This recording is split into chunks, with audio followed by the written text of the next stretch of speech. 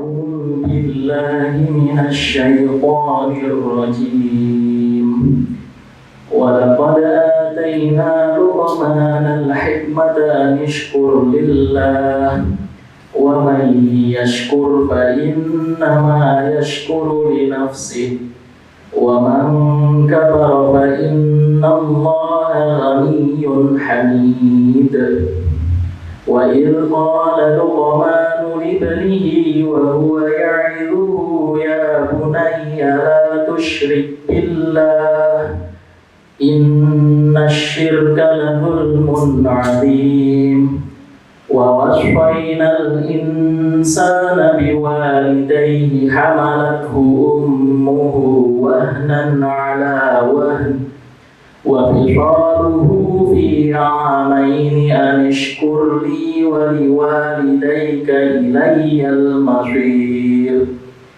وإن جاهداك على أن تشرك بي ما ليس لك به علم فلا تطعهما وصاحبهما في الدنيا معروفا واتبع سبيل من أناب إلي ثم إلي مرجعكم فأنبئكم بما كنتم تعملون يا بني إنها إن تك مثقال حبة من خردل فتكن في صخرة أو في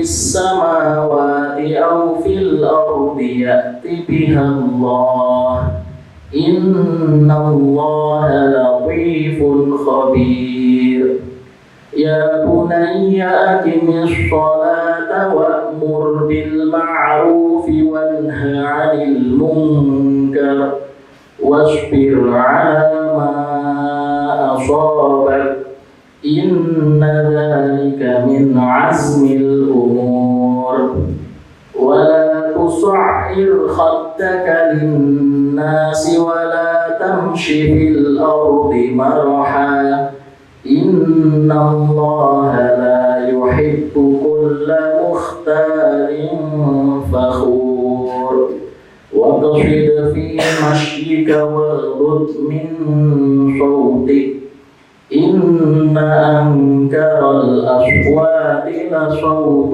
الحمير. Ya, Alhamdulillah Rabbil Alamin. Tadi yang saya bacakan adalah surat Luqman ayat 12 sampai 19 yang insya Allah berkaitan dengan tema asatid inovatif dan kreatif santri beradab dan membaca. Sekian. Jazakallahu khairan kepada Ustaz Abdul Hadi atas tilawahnya yang insya Allah akan menambah keberkahan pada acara pelatihan kita pada siang hari ini. Untuk selanjutnya akan ada sambutan dari Ibu Dr. Sudarti. Untuk beliau waktu dan tempat kami persilahkan.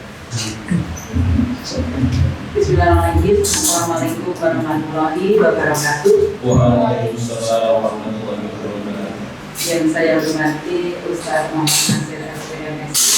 Terima kasih atas kehadirannya dan kelonggaran waktunya. Yang saya banggakan, saya cintai Ustazah Rumah Quran Al-Furqan. Alhamdulillahirabbil alamin wassalatu wassalamu ala Muhammad wa ala alihi wa sallam.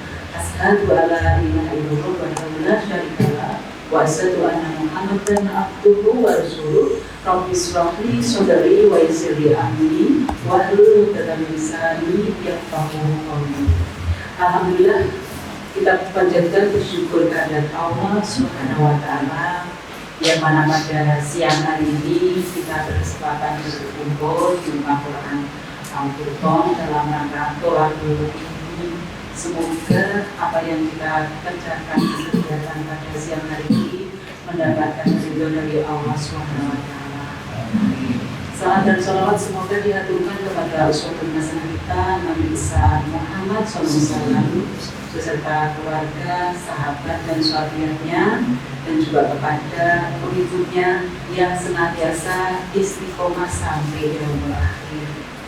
Tak dirinya kita berdoa semoga kita adalah termasuk pengikut yang istiqomah sehingga kita mendapatkan syafaat dari beliau dan kita akan mendapatkan surganya Allah. Amin ya rabbal alamin. Yang pertama saya ucapkan terima kasih sekali lagi kepada Ustaz Nasir yang banyak kegiatan tapi tetap meluangkan waktu atas undangan kami. Dan juga saya ucapkan terima kasih kepada Ustazah dan Ustaz Rumah Quran Al-Furqan yang mana di sini ini dari orbit. Maksudnya ini dulu itu berdirinya di orbit dulu karena tidak muat santrinya. Ya, saya kan berikan rumah Quran di situ karena tidak muat santrinya, sehingga di sini ada ditawari dari Al-Furqan ya pindah ke sini, sehingga alhamdulillah tambah santrinya dan tambah ustadznya. Dulu itu hanya 3 ustazah, sekarang ini ada jagoan ustaz yang luar biasa dari semuanya alumni pondok, dan ini juga mahasiswa UMS psikologi Ustaz Fahri. Nah ini karena kita saat kita evaluasi ada beberapa hal yang perlu kita benahi, karena pada dasarnya begini, pembelajaran atau dalam satu lembaga pendidikan, mau pendidikan formal dan non formal itu pasti melewati 3 hal. Yang pertama input, proses, output. Seperti itu. Kalau input itu ya kita wajib menerima apapun keadaan santri ataupun murid. Ya. Nah, kemudian di sini proses. Nah, di proses ini lah yang sangat butuh yang diperhatikan. Kalau output itu adalah hasilnya seperti apa. Nah, pada proses inilah yang perlu kita benar-benar garap dan kelola dengan baik. Proses itu meliputi kurikulumnya dan juga pengajarnya, kemudian media ajarnya, strategi ajarnya. Nah, di sini saya yakin ustadznya ini dalam hafalan jagoan, karena kan beliau lulusan pondok semua. Ini ya. Jadi ini kan suatu SDM yang unggul. Hanya saja butuh sentuhan beda proses itu pada strateginya. Kalau kemampuan dari ustadz-ustadzah ini dalam hal hafalan itu tidak dilakukan. Tapi soal bagaimana strategi mengajar di kelas, menangani anak-anak yang kalau di rumah Quran itu kan umurnya bermacam-macam kan. Ada yang TK, SD kelas 1 sampai kelas 6. Itu sangat general. Jadi butuh skill tersendiri untuk strategi untuk menangani ketika ada suatu masalah seperti itu. Oleh karena itu kita tetap harus belajar. Ya Ustaz siap ya untuk siang hari ini mengatakan sebaik-baiknya. Ustaz Nasir ini sudah luar biasa sudah jam terbangnya sudah tak terhitung, terkenal di dinas pendidikan. Saya sering mengikuti juga pelatihan beliau, sering tahu kan di sekolahan orbit untuk parenting. Nah ini juga cukup disenangi dari orang tua murid. Nah ini maka beliau juga dikecimpung di dunia dongeng, ya, jadi nanti ekspresif sekali. Ini mungkin Ustaz bisa menemukan gimana mendongeng gitu. Tapi nanti kalau mungkin ada waktu bisa strategi mendongeng, karena kan mendongeng itu bagian dari pembelajaran anak-anak ya. Nah ini kita tuh bisa materinya dan caranya ini loh. Materi bisa dikuasai, oke sudah, tapi caranya atau strateginya inilah yang kita butuh belajar. Guru IPA paham ya, guru fisika itu paham, rumus-rumus cara mengerjakan soal itu paham sekali, tapi belum tentu mengajarkan ke muridnya itu bisa. Ini namanya strategi atau cara atau metode juga. Oleh karena itu kita butuh belajar. Oke? Siap ya? Oke, siap. Jadi siapin amunisi satu kesek itu ya.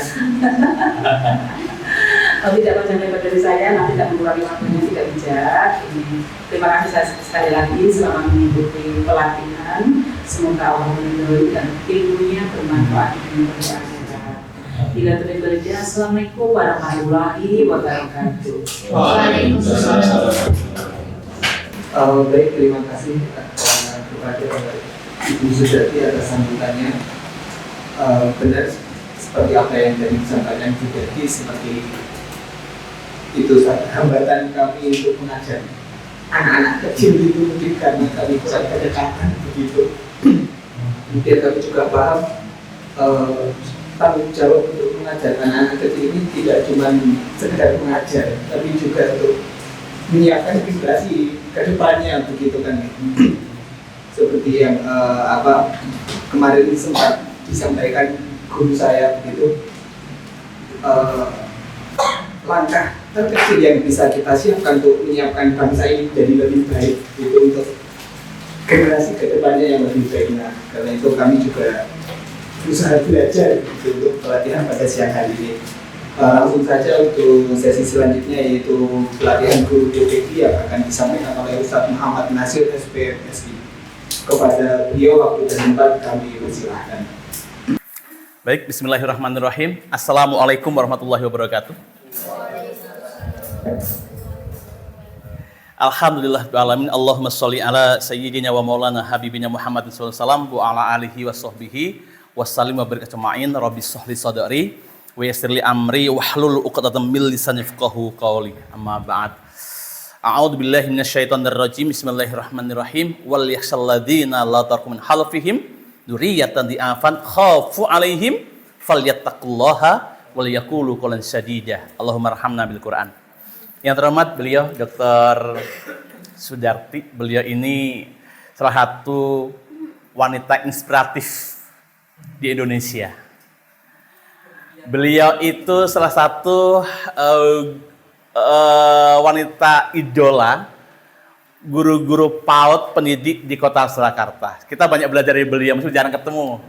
Ya Bu Dokter ya. Jadi Masya Allah, mudah-mudahan beliau berkah usianya, berkah ilmunya, berkah rizkinya, berkah amal ibadahnya, dan nyiprat buat kita semuanya.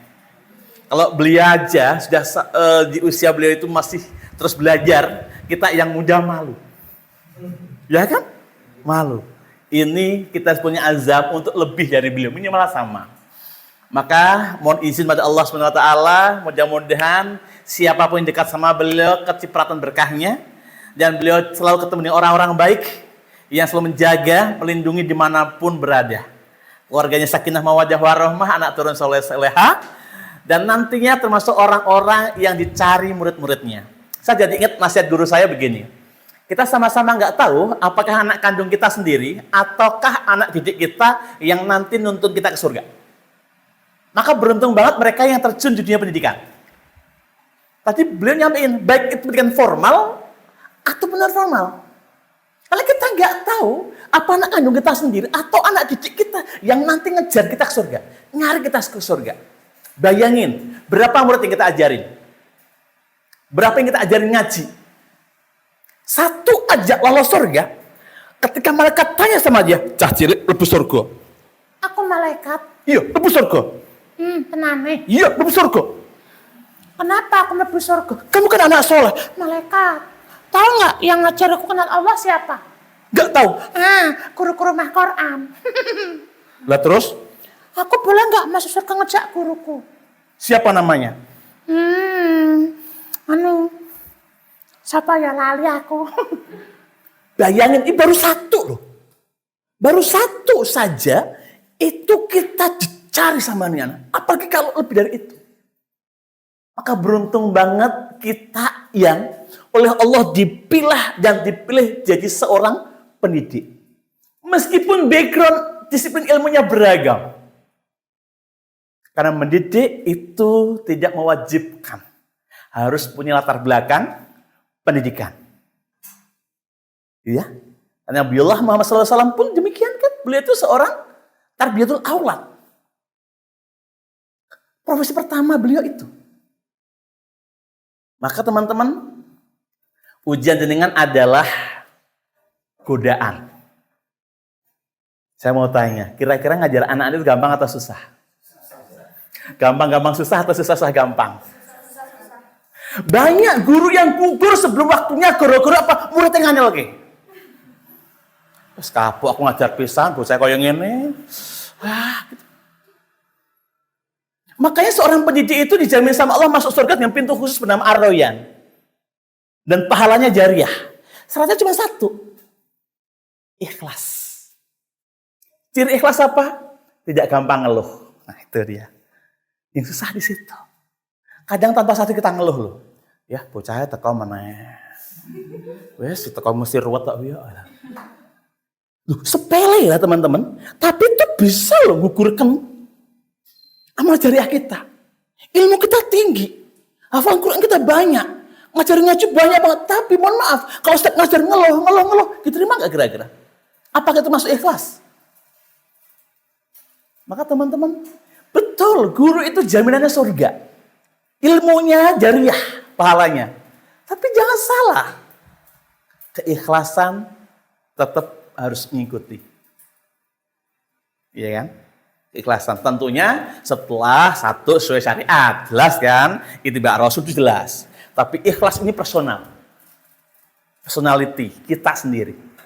Maka ciri ikhlas itu satu, dia nggak gampang ngeluh.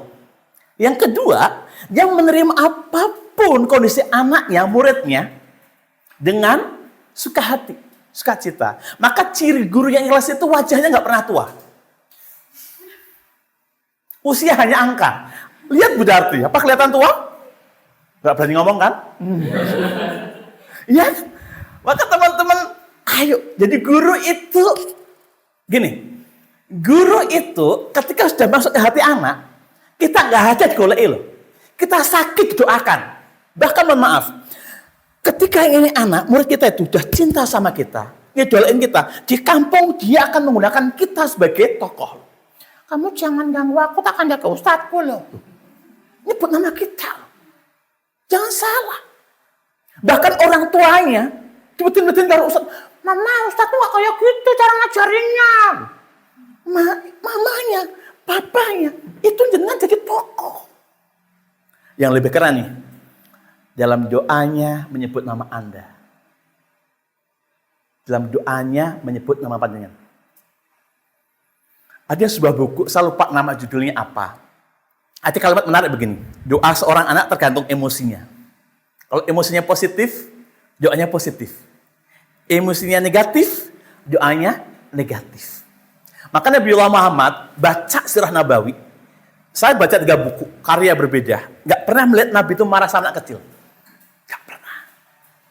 Kenapa? Karena Nabi tahu banget doa anak itu mustajabah.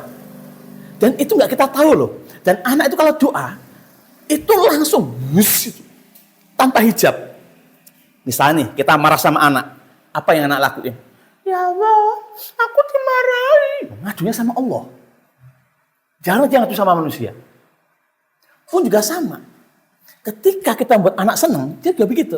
Ya Allah, guruku apik banget. Aku dimesemi ya Allah. Mudah-mudahan guruku cepet nikah. Ini tak uang kene wae ya. Itu terjadi teman-teman semuanya. Bisa jadi loh, masalah kita tuh nggak pernah selesai. Karena apa? Ada anak yang kita dolimi tanpa sengaja. Bisa jadi loh, doa kita belum dikabulin karena ada anak-anak yang kita lukai sakitnya. Kita lukai hatinya. Kita lukai perasaannya tanpa sengaja. Maka teman-teman beruntung. Antum itu terpilah dan terpilih menjadi seorang guru. Nggak semua orang mampu. Berapa banyak pemuda yang mau jadi guru? Ya banyak. Kita hitung berapa ratus orang. Berapa ribu remaja.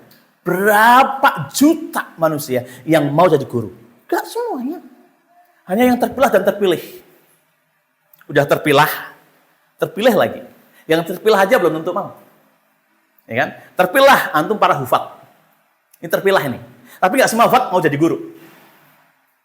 Kalau saya ngomong demikian, saya punya teman, seorang hufat tapi dia gak ngajar. Dia jualan. Bisnis. Ada kok. Ada gak sih? Ada. Maka teman-teman, doa mereka yang nanti nyelamatin kita, tidak hanya di akhirat, di dunia. Allahumma amin. Nah, hari ini tugas kita apa? Membuat anak bahagia. Rumah Quran ini, sekolah Quran ini, rumah wakaf ini kita jadikan surganya anak-anak.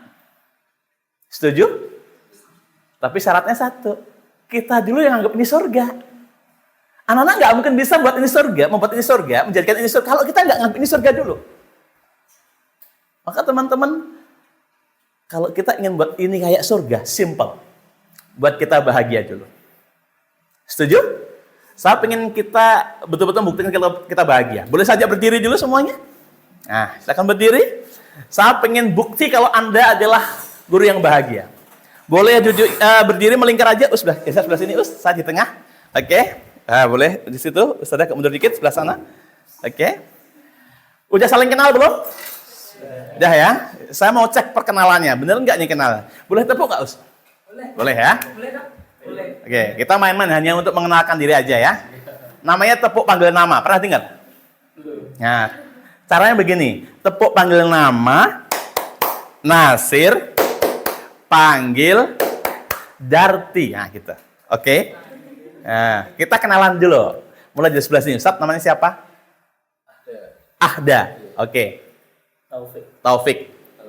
Alfan. Fahri. Zul. Sofi. Mutiah. Darti. Nasib. Oke. Sudah jelas? Oke. Yang dipanggil hanya nama panggilan, tidak pakai Pak, Bu, atau Us. Kita hari ini selevel, setuju? Nggak usah perlu sama Dokter Sudarti, ya. Hari ini belum bagi dari kita. Oke? Setuju? Setuju ya? Oke. Setuju? Clear? Oke. Kita mulai. Syaratnya begini. 1, nggak boleh menyebut nama sebelahnya. Yang kedua, nggak boleh menyebut nama yang udah disebut. Biasanya sekali aja. Clear? Baik, kita mulai ya.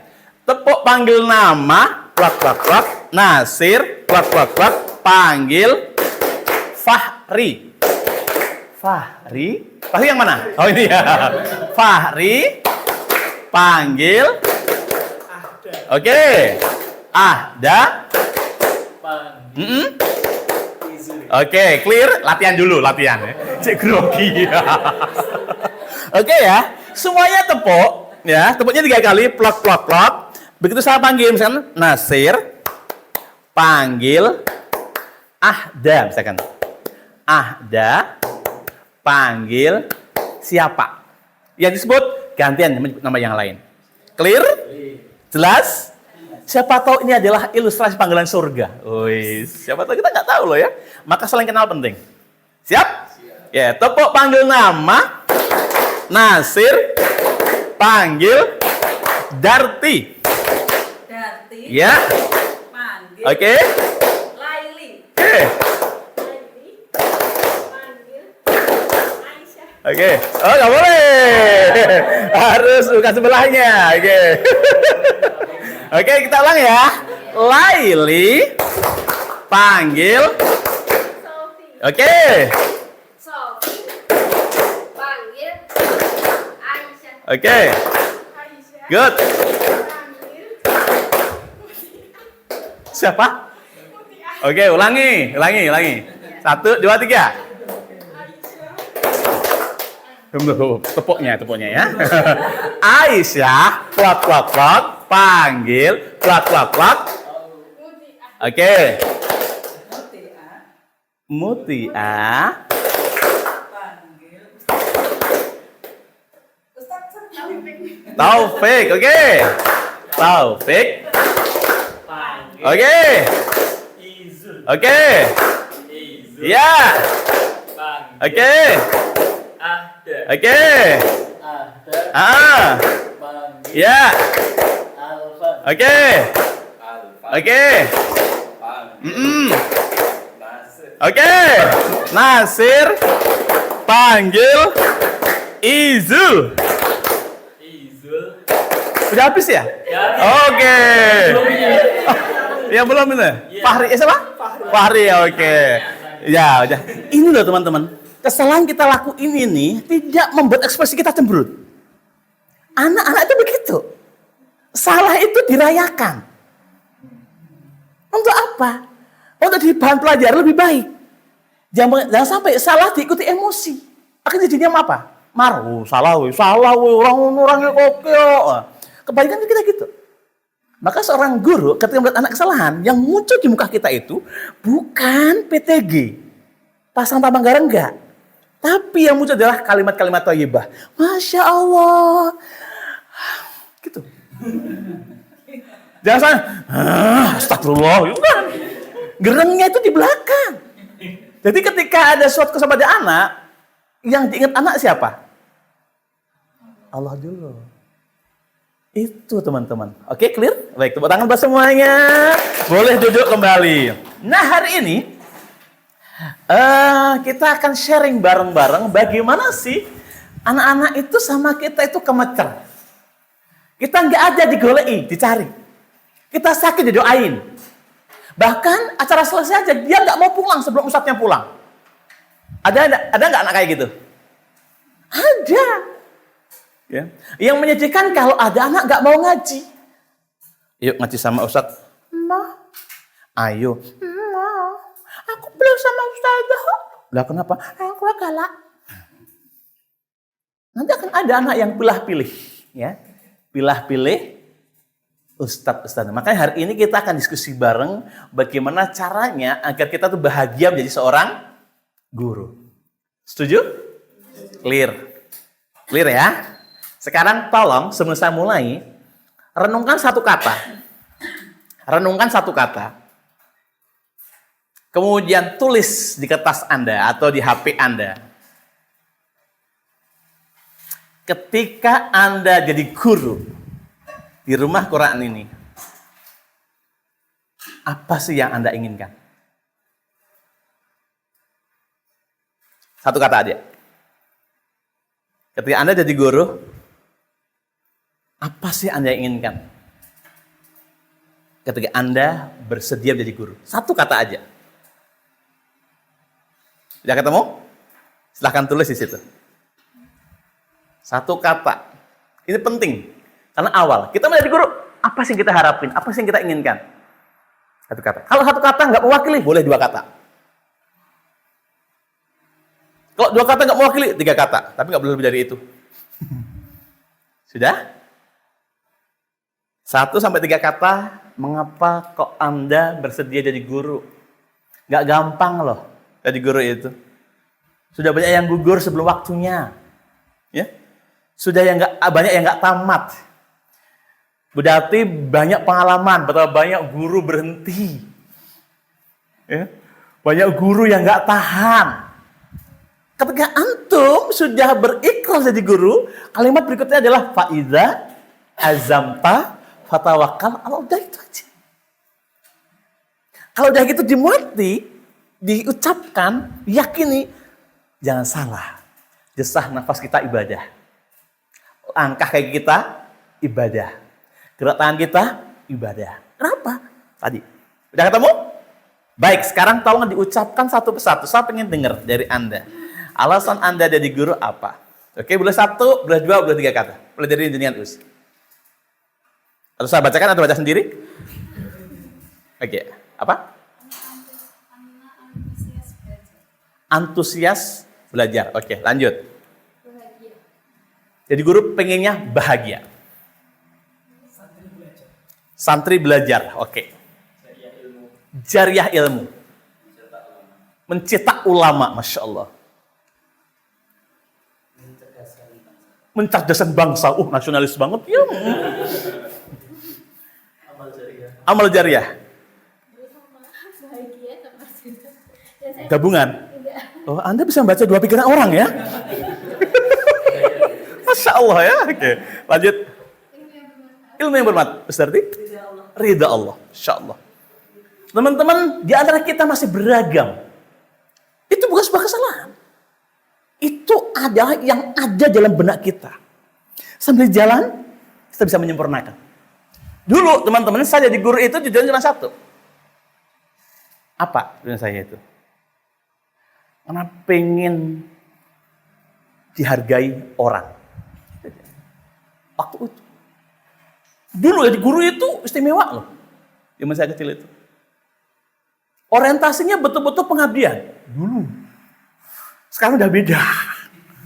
Udah banyak godaan-godaan. Sertifikasi, ya gitu-gitu. Macam-macam. Duniawi terutama gitu. Tapi jangan salah. Ternyata jadi guru itu buka pintu rezeki dari arah nggak disangka-sangka. Bisa jadi loh jadi guru, istri kita sehat, suami kita sehat, anak kita sehat. Ya kan? Orang tua kita dijaga dari mara bahaya. Itu bisa jadi wasilah seorang guru. Bisa jadi loh antum ngajar di sini, orang tua kita di sana dijaga sama Allah. Bisa jadi loh antum jadi guru, jodoh jenengan sudah disiapin sama Allah mau dikirim paket. Jadi kita nggak tahu. Maka teman-teman, faida azamta fatawakal Allah ini bukan kalimat biasa lah. Ini kalimat penyerahan, tapi diikuti perjuangan. After this, setelah ini, jangan harus belajar. Karena nggak cukup dengan ilmu yang dimiliki. Mohon maaf, pintar aja nggak cukup. Nggak cukup. Pintar aja nggak cukup. Yang kedua syaratnya, maka teman-teman, beberapa kali saya nyampein, ada 4 syarat kalau pengen jadi bahagia di guru. Satu, harus punya namanya cinta. Harus cinta dulu dengan profesi guru. Cinta dulu dengan anak-anak. Cinta dulu dengan ilmu. Tanpa cinta, yang ada adalah capek dan capek. Cari alasan untuk mencintai pekerjaan kita. Cari alasan. Yang kedua setelah cinta, ikhlas. Jika ikhlas adalah kita nggak membandingkan profesi kita sama profesi yang lain. Enak ya, kamu pengusaha, penghasilan kamu banyak, guru segini doang. Nggak membandingin profesi kita sama profesi yang lain. Semakin kita membandingkan, semakin nggak ketemu kok kebahagiaan itu. Ya, ketika Anda suami istri udah nikah, ya, pasangan itu adalah kalau kelebihan ada di diri kita, kekurangan pasti ada di pasangan kita. Itulah jodoh. Jangan tuntut kita punya kelebihan, pasangan kita punya kelebihan. Nggak akan pernah ketemu. Kalau kekurangan di diri kita, pasti kelebihan di pasangan kita. Maka rumusnya apa? Saling melengkapi. Tuh. Satu apa tadi? Cinta. Yang kedua? Ikhlas. Yang ketiga, kalau pengen bahagia di guru, yang ketiga adalah sabar. Kenapa kok sabar? Yang kita didik manusia. Manusianya urip pisan. Iya kan? Hidup loh itu. Makhluk hidup, dunia anak-anak. Dunia anak-anak, dunia bermain. Ya kan? Kalau dunia anak bermain, sebenarnya kita orang dewasa yang sudah lupa caranya bermain. Banyak orang dewasa lupa caranya bermain. Ya kan? Tepuk aja angelok. Ya? Nyanyi susah. Ketawa aja lupa. Padahal anak-anak itu dunianya bermain. Kalau kita suruh dia berhenti bermain, dia kehilangan dunianya. Wajar nggak anak gulung-gulung? Pelayan. Kita itu alumni. Ya kan? Alumni anak-anak. Dan mohon maaf, mungkin kita tuh lebih dari anak-anak zaman sekarang loh. Saya ingat betul, saya itu dulu di Kawenan. Di sungai gitu. Boleh apa? Boleh kodok, kan gitu. Boleh kadal. Dulu kecil saya kayak gitu. Sekarang jarang saya temui anak-anak main di kali. Paling banter main HP kan? Bal-balan layangan. Saya lebih dari itu. Bengi nyuluh manuk, gitu. Nyelek jangkrik. Tahu nyelek jangkrik teman-teman? Ini yang dari desa nggak apa kota semua ini? Tahu nyelek jangkrik nggak? Cari jangkrik di malam hari. Jadi kalau mengkrik-krik, tubruk gitu loh. Nyuluh manuk, tahu nyuluh manuk? Nangkep burung liar di malam hari. Itu pekerjaan saya waktu itu bahagia banget. Penean,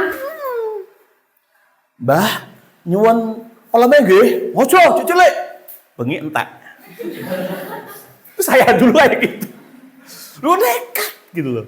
Ape-ape ra itu, yo cara enggak ape kan gitu. Tapi sekarang lihat banyak mangga bergelantungan, jambu bergelantungan. Gak ada yang tertarik mereka. Wah berarti kejahatan malamnya hilang dong. Gitu.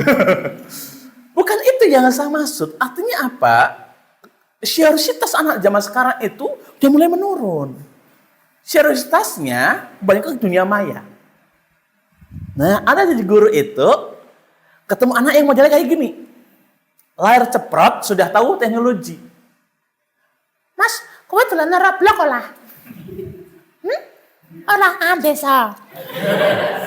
Anak sekarang gitu kan? Ya? Kita boleh tahu nggak sih ilmu Roblox? Boleh tahu nggak? Hah? Boleh nggak? Boleh. Kita boleh tahu nggak tentang Mobile Legends? Boleh. Kita boleh tahu nggak tentang Free Fire? Boleh. Untuk apa coba? Iya. Ada beberapa anak yang bisa masuk dengan itu. Gitu loh. Jadi bagaimana anak itu bisa tertarik sama kita kalau kita beda dimensi sama mereka? Gak nyambung. Maksud kita baik, tapi kita salah server. Ya? Maka teman-teman, oke, kita tuh betul-betul menghafal Al-Quran. Tapi, mohon maaf, perlu saya sampaikan, kita mau ngasih fikih dakwah. Mengapa Nabiullah Muhammad itu berhasil berdakwah sedemikian luas? Karena Nabi itu melajari kaumnya dulu sebelum berdakwah. Beliau mengirim Mu'ad bin Jabal, mengirim Amr bin As. Untuk apa? Mempelajari kaum di sana itu seperti apa. Gitu. Sehingga ketika balik, Rasul dapat data. Nyusun strategi. Dakwah apa yang cocok buat mereka. Oh, sana itu adalah kaumnya pedagang. Maka yang dikirim adalah para pedagang. Oh, sana itu para penggembala. Yang dikirim ahli peternakan. Begitu teman-teman semuanya. Maka fikih dakwah itu berlaku juga di dunia anak-anak. Gitu. Terus sampai sini? Ada 3 ya. Satu apa tadi? 2. 3. Sabar. Yang keempat adalah kreatif. Ingat teman-teman, anak-anak ini beda dengan zaman kita. Ya, beda banget.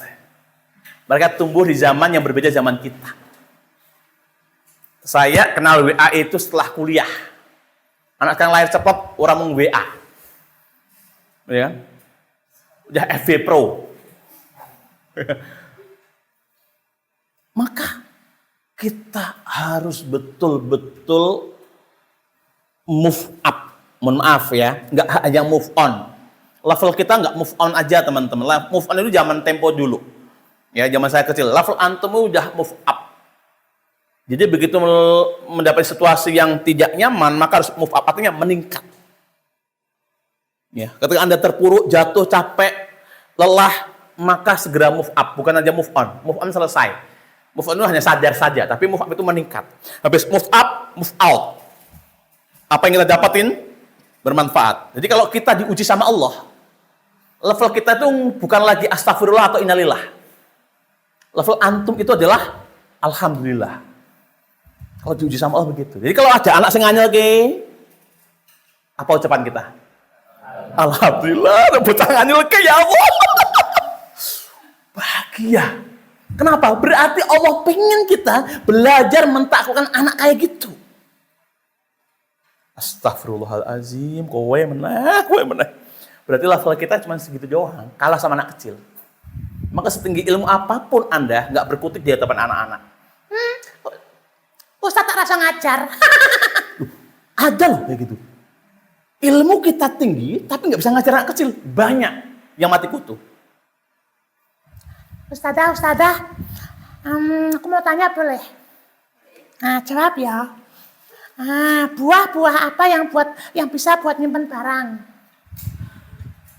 Nggak tahu toh, Raisa. Pertanyaan sepele loh ini. Jawabannya adalah buah leci. Ini guyonan anak-anak ya. Leci maksudnya? Laci.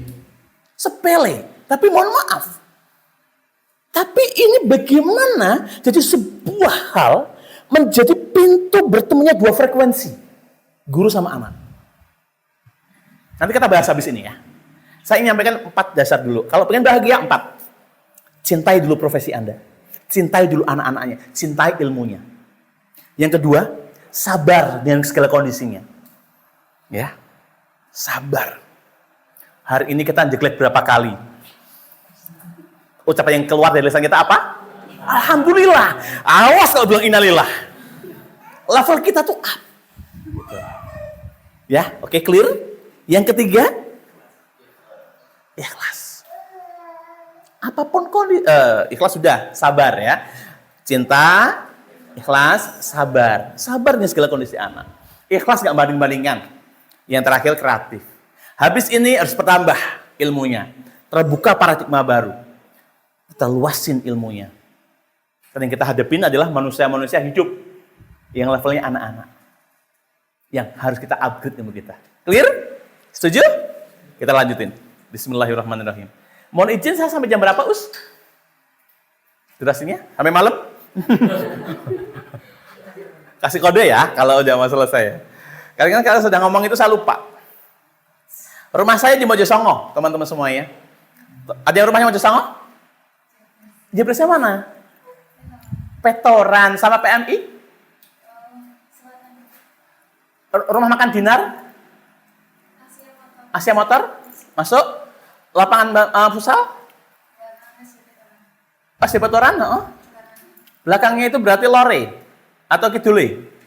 Lore. Kenal Johan Robi enggak? Nilam Cahya? Joko? Bambang? Itu teman-teman saya waktu tawuran di situ semua. Saya dulu SMP 16, panggung itu. Geng saya itu daerah Petoran, Mas, Ustadz. Ya pulang sekolah mesti seminggu sekali jatahnya tawuran. Jadi saya dulu itu mantan. Betul-betul mantan suka berantem. Tapi sekarang insya Allah udah tobat. Ingat umur. Waktu kalau anak etirun gitu. Tapi ini ceritanya saya rahasia pada anak-anak. Ayah dulu tawuran, enggak ceritain, itu rahasia gitu. Jadi saya mau jauh rumahnya, lokasinya dekat Putri Cempo. TPA Putri Cempo, tempat pembuangan sampah. Di sampah sesuatu buangnya dekat rumah saya. Jadi wajah saya kayak sampah. Tapi saya itu Masya Allah dengan sampah itu saya banyak belajar teman-teman semuanya. Saya ngawali ngajar TPA itu dari sampah. Saya mulai dong yang pertama ketika jadi pemulung. Saya jadi pemulung 9 tahun teman-teman semuanya. Kelas 1 SD sampai kelas 3 SMP. Di pemulung. Saya sempat mogok nggak mau sekolah. Gara-gara apa? Udah punya uang. Dari pemulung itu. Lumayan loh itu, pemulung itu. Menjanjikan loh. Nyebong. Saya tuh sempat ngutung loh teman-teman. Sampai mbak saya itu datang. Le, sini le. Apa mbah? Caranya aku ragam sekolah. Aku duit tok. Duitmu piro? 1.000. Untuk perang dina aku. Sesasi. Terus aku ragam sekolah. Mah, duit tok. Nak aku ragam sekolah. Nanti tuwek duitmu 1.000 tok. Diketuin saya mbak saya. Saya langsung diem. Speechless kalau bahasa sekarang. Mikir. Iya ya. Ya wes. Akhirnya sejak itu saya sekolah lagi. Dan sekarang mau cari uang 100.000 nggak nunggu 1 bulan. Kan gitu. Karena ilmunya bertambah. Maka teman-teman. Jadi makanan ternikmat saya adalah ketika saya jadi pemulung. Jadi, saya cerita dikit apa ya sih ya. Ini sebagai inspirasi aja. Jadi ketika saya jadi pemulung itu, saya punya mobil favorit teman-teman. Mobil favorit itu mobil Kijang bak biru. Itu buangan restoran. Di sampah restoran itu dibuang ke sana. Dan kami anak-anak sebaya itu, usia SD itu, kalau mobil datang, kita langsung naik ke mobil itu. Di situ di atas mobil Kijang itu ada 4 Dream. Ya, Dream itu kita klaim, ini naku gitu. Begitu turun, diturunkan, dituang, kita kais-kais.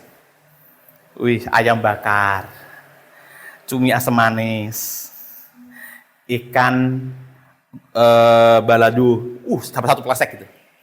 Pesan bawa, itu akeh gitu. Turun dari TPA itu, bawahnya di sungai. Kami berhenti di situ, kita cuci itu. Jadi wong desa ya, gak tahan lapar kita makan. Saya dulu makan kayak gitu, bener Us. Itu, tinggal separuh kita bawa pulang. Sampai rumah sama ibu dimasak buat makan malam. Enaknya Masya Allah. Suruh ngulangi saya nggak bisa lagi.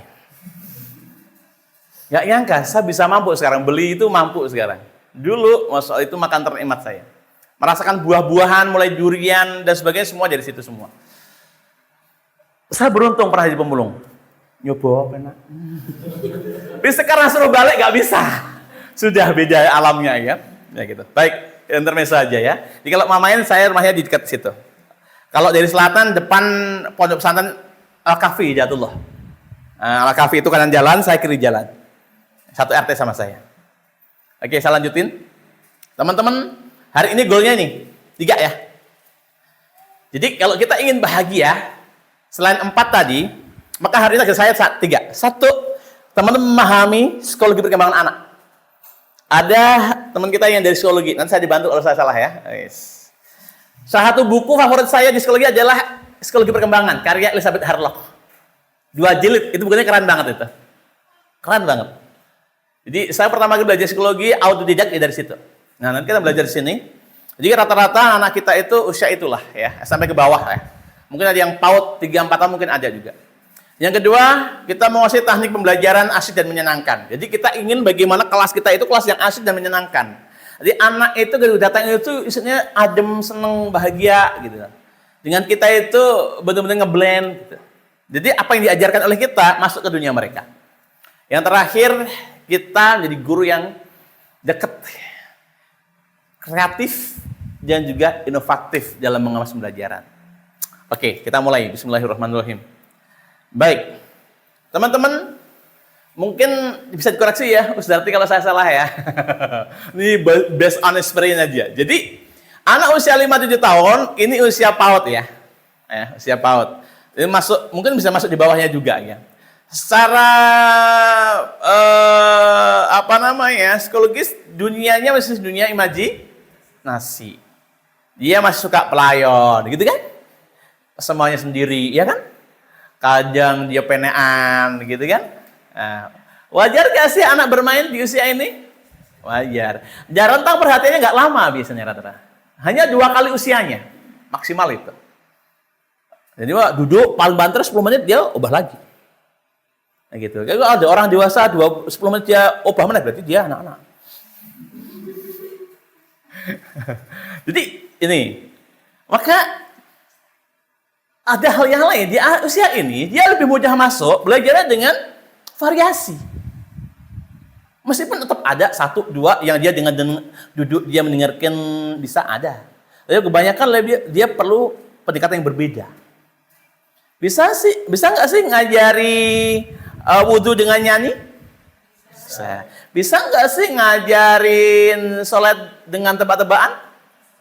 Bisa nggak sih ngajarin hafalan dengan permainan? Itu yang kita bangun teman-teman. Untuk anak-anak yang nggak bisa belajar secara reguler. Reguler artinya duduk, diam ya, dengerin ya. Mungkin ada anak atau 2 bisa, tapi sebagian besar, Mas, bosan. Bala-balan wae. minta yang lain. Ya. Mbok cerita wae Bu, hafalan terus, hafalan arep mulai wae. Ya kan? Itu. Maka kita perlu variasi. Kemudian, ini tadi, fokusnya singkat, plus minus 10 menit. Maksudnya ini lebih pasnya sebenarnya rata-rata sih, atensi mereka 2 kali usianya. Jadi, misalkan anak 5 tahun, paling banter dia 10 menit. Bisa kan? Tapi kurang dari itu sering. Lagi 2 menit, terus ubah. Teko, pelayon, gojeki koncone, kan gitu. Nah, maka, ini sudah tahu dulu. Siapa audiens kita? Yang kedua, 6-10 tahun. Ini adalah usia yang mungkin di atasnya, ya. Secara pemahaman, ya kan, dia mulai paham benar salahnya. Kalau anak ini kadang dia melakukan kesalahan tapi nggak sadar, tiba-tiba nyenggol, tapi dia nggak merasa nyenggol, gitu loh. Nah ini dia mulai tahu benar salahnya. Lalu udah di atas mumayyiz kan, gitu. Kemudian senang berkompetisi dan tantangan. Dia suka tebak-tebakan usia ini. Suka challenging. Dia mudah bosan juga dengan hal yang dilakukan berulang-ulang. Maka kalau dia menghafal, kalau diem, biasanya dia bosan. Dia perlu pindah tempat, pindah posisi, beda formasi. Itu bagian dari cara mempertahankan atensi dia. Mas, mburane kenya terus. Mbok sekali-sekali kono lho kan, ning pojokan kae lho. Angker. Dia perlu challenging kayak gitu. Dia nggak suka yang monoton ya. Nah, kemudian dia belajar dengan contoh nyata dan permainan kelompok. Anak seusia ini dia butuh contoh nyata. Maksudnya apa? Dia butuh yang namanya validasi. Emang gua siapa lah Mas? Dia mau diajari oleh orang-orang yang betul-betul dia itu qualified. Maka anak seperti ini, kalau dia udah sampai target, dia akan bilang sama gurunya, Mas aku sapa loh, padahal terus saya tos. Mungkin kita tos, tapi kita harus menunjukkan, tunggu dulu, Mas lebih dari itu. Emang Mas apa lagi? Surat Al-Mulk. Hah? Apa kuwi? Itu. Dia akan tertantang ketika gurunya itu lebih pintar. Maka teman-teman jangan ragu menunjukkan kebolehan di hadapan anak-anak. Bukan sombong, enggak. Tapi anak zaman sekarang itu butuh validasi. Dia butuh bukti kalau gurunya qualified. Tunjukkan kelebihan Anda. Karena itu bisa jadi pintu anak tertarik sama Anda. Guru newel tahu tuh. Guru newel lemah tuh mau. Tunjukkan kelebihan Anda. Anda pintar apa? Tunjukkan. Anda pintar kaligrafi, tunjukkan. Maka itu akan buat anak menghargai Anda. Karena Anda punya sesuatu yang anak nggak punya. Kita harus rendah hati, iya. Betul. Tapi pada siapa dulu? Kan gitu. Kalau anak-anak, dia tuh butuh motivasi. Butuh figur, butuh patron, butuh sosok yang buat dia termotivasi. Betapa banyak anak pengen jadi tentara karena lihat gagahnya tentara. Ya kan? Betapa banyak anak pengen jadi pilot karena betapa lihat hebatnya pilot menerbang pesawat. Betapa anak pengen jadi seorang YouTuber, kenapa? Ya melihat betapa suksesnya para YouTuber. Kan gitu. Nah terus sekarang mohon maaf nih, anak pengen jadi penghafal Quran, apa kebanggaannya? Tunjukkan kehebatan penghafal Quran itu. Karomah-karomah para penghafal Quran ditampilkan. Cerita tentang Muhammad bin Idris, cerita tentang Syekh Sudes, cerita tentang Muhammad Al-Junaid, ceritakan itu. Mereka tuh butuh sebuah sosok inspiratif. Dan itu membuat anak itu, Tenan, aku mau ceritakan tentang mahasiswa yang lolos UNS Garur, hafid Quran. Ceritakan tentang itu kemarin, juara olimpiadanya penghafal Quran. Itu jadi pemicu teman-teman semuanya. Mereka butuh kayak gitu.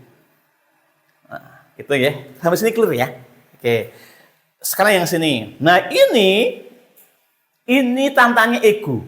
Anak usia ini prapubertas. Prapubertas, maka dia lebih cenderung pada menunjukkan siapa aku. Dia butuh didengerin, butuh disapa, butuh diakui. Maka anak kayak gini biasanya mulai merasa ada nilai pada dirinya. Gitu. Dia suka membandingkan diri sama yang lain. Dia juga suka cemburu. Yo, karo dia terus, karo aku ora. Gitu. Sensitif. Anak seperti ini mudah mogok, mudah ngambek. Maka cara negurnya beda. Cara nasihatnya lain. Gitu. Kemudian dia suka diskusi, bisa ngobrol. Maka anak seusia ini biasanya lebih suka kalau kita ngobrol itu friendly lah gitu kan. Makanya pindah tadi saya katakan, kamu udah level berapa Robloxnya? masa kenceng. Iya. Aku orang bisa. Ketika udah sampai frekuensinya, ini anak itu Masya Allah. Kita nggak nyari, dia yang nyari. Dia yang nyari. Sampai sini clear ya teman-teman ya. Jadi teman-teman mulai belah-belah dulu. Ini murid kita ini usia berapa, karakteristiknya bagaimana. Meskipun ini tidak 100% ya, jaminan. Karena ada anak usia baru 5 tahun, tapi pemikirannya sudah 11 tahun. Ada yang sudah 15 tahun, tapi masih childish. Anak ada. Secara umum aja. Saya lanjutin. Sekarang masuk ke inti. Yes. Sama seperti disampaikan Ustadz tadi. Setiap anak itu dalam lembaga pendidikan, apapun kondisinya, mau formal atau non formal, 3 tahap kan? Input, proses, output. Nah sekarang kita akan bicara tentang prosesnya. Dalam pembelajaran yang asik dan menyenangkan, pasti melalui 3 tahap juga. Ada opening, inti, closing, dah itu aja. Ketika kita nggak bisa buka pintu, ya sudah, anak nggak bisa masuk.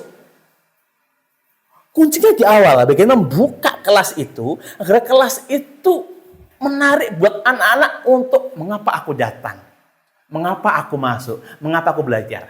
Nah, opening. Mengapa demikian, teman-teman? Anak sekolah itu motivasinya nggak sama. Santri-santri kita TPA itu motivasi awalnya nggak sama. Saya pernah melakukan survei di TPA saya sendiri. Anak-anak saya tanya satu-satu. Kak, mengapa kamu kok TPA? Lah aku nang omah dikongkoni terus kok. Penting TPA ora dikongkon. Motivasinya menghindari pekerjaan rumah. Anak bela kamu kenapa sayang? Lah aku nang omah terus nanya terus kok. Penting TPA ora seneni. Di rumah dia marahi terus. Maka dia TPA. Yang ketiga rotok nganyelke. Lah kamu kenapa sayang kok TPA? Ah, penyetuk sangu. Bisa jajan. Motivasinya beda. Ya ada satu dua yang alasannya pengen bisa ngaji, bisa menghafal Quran, ada. Tapi kebanyakan motivasinya belum ke sana. Nah, maka teman-teman, 3 ini tahapannya. Kita akan bahas satu-satu ya. Bagaimana kelas kita itu jadi kelas yang hidup, dan dengan betah, murid juga betah. Siap? 3 ya, opening, inti, closing. Sebelum saya bahas satu, teman-teman, sini kalau pertemuan berapa lama durasinya? 1 jam lebih? 1/4, jadi 75 menit. Oke, 75 menit itu kalau bagi 3 tahap. Pembukaan, inti, kegiatan. Pembukaan biasanya berapa lama? 10 sampai 15 menit. 15 menit. Yes, kita pura-pura sepakat aja ya. Boleh 10, boleh 15. Oke, closingnya berapa? Ada closing nggak? Atau langsung tutup pulang gitu? Ada closing ya? Ada. Berarti katakanlah ini 15, ini 15. Jadi 30 menit kan? Berarti 45 menit inti. Ya kan? Nanti kita bahas di sini. Supaya ini aman bagaimana? Teman-teman, ini kan TPA nih, rumah Quran. Rata-rata kita kan kita menghafal toh? Ya kan? Nah, dan menghafal itu rata-rata kan sewu, banyak kan privat ya. Ya kan? Materi klasikal itu privat sesuatu. Ketika anak panggil satu, yang lain ngapain? Main kan? Main, berantem, ya kan? Pelayon, jajan, kan gitu. Nah, nanti kita bahas bagaimana caranya agar mereka nggak punya waktu luang untuk ribut. Nggak punya waktu luang untuk berantem, nggak punya waktu luang untuk jajan, nggak punya waktu luang untuk padu. Bahkan ganggu, nggak. Harus ada aktivitas. Kita bahas di sini nanti. Oke, clear? Kita bahas seperti dulu ya, opening. Nah, opening teman-teman banyak banget caranya untuk membuka kelas. Ingat tadi, anak datang ngaji itu motivasi awalnya tidak sama. Ada yang berangkat terpaksa, ada yang berangkat dengan ketawa, ada yang berangkat dengan nangis, ada yang berangkat dengan terkejut, ada yang berangkat dengan cemberut, ya kan? Ada yang berangkat dengan padu radie, ada yang berangkat sing radus, macam-macam lah. Maka perlu kita samakan persepsinya dulu. Dengan apa? Nah ini, banyak caranya. Banyak, ini hanya beberapa aja. 1, bisa dengan buka dengan tepuk dulu, permainan tepuk. Biasanya kita pakai tepuk nggak di sini? Tepuknya tepuk apa? Nah, tepuk anak soleh, tepuk apa lagi? Itu udah zaman kecil itu. Udah usia 40 tahun. Tepuk apa lagi? Tepuk wudhu, apa lagi? Bisa nggak teman bikin sesuatu tepuk yang berbeda? Kita coba ya. Tepuk lawan kata. Ikut ya. Tepuk lawan kata. Atas. Oke. Kanan. Ya. Depan. Ya. Laki-laki. Ya. Cantik. Nah. Saya ngomong elek siapa mau. Cantik lawannya bisa ganteng, bisa cakep ya. Cantik, cakep ya, oke.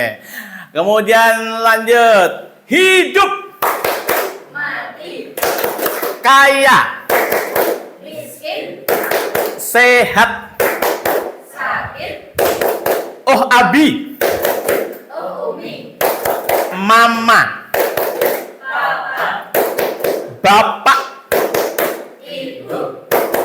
Ayah. Bunda ya. Ayah. Pak D. Ya. Pak Lik. Ya. Mbah Kakung. Bagus.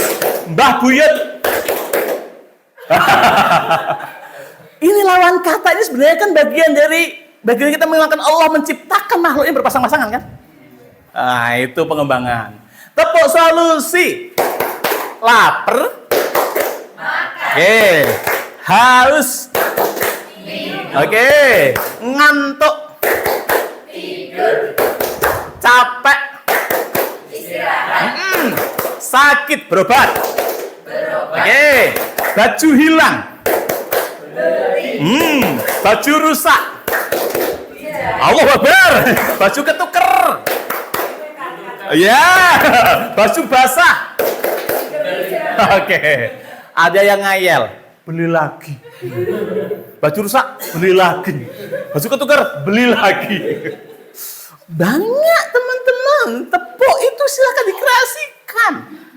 Biar nggak boring. Ya, sampai sini clear? Banyak banget, silahkan. Dan itu semua bermakna tepuk-tepuk itu. Tinggal kita sering discuss aja. Oke, tepuk ya. Kalau tepuk dengan lagu, pernah nggak sih? Biasanya kan, tepuknya kan itu kan tepuk dengan lagu ya. Siapa anak soleh tepuk tangan. Gitu ya? Ayo, itu ada banyak versi loh itu. Ayo, ada banyak versi. Sekarang versi saya aja ya. Ikuti ya. Ayo. Teman-teman. Siapa suka hati tepuk tangan. Tepuk tangan. Tepuk tangan. Bilang hore. Tepuk ke kanan. Tepuk ke kiri. Tepuk ke depan. Ke belakang. Tepuk kanan. Tepuk kiri. Ke depan. Sama teman. Ya kan ora koncoku. Ini salah satu variasi aja teman-teman. Banyak cara membuka kelas. Kita happy, anak happy. Clear sampai sini? Oke. Bisa juga kuis tebak-tebakan.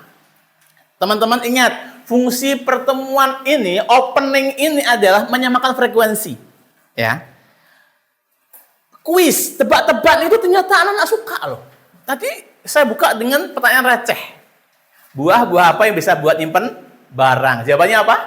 Leci. Simple kan? Anak marah atau gemes?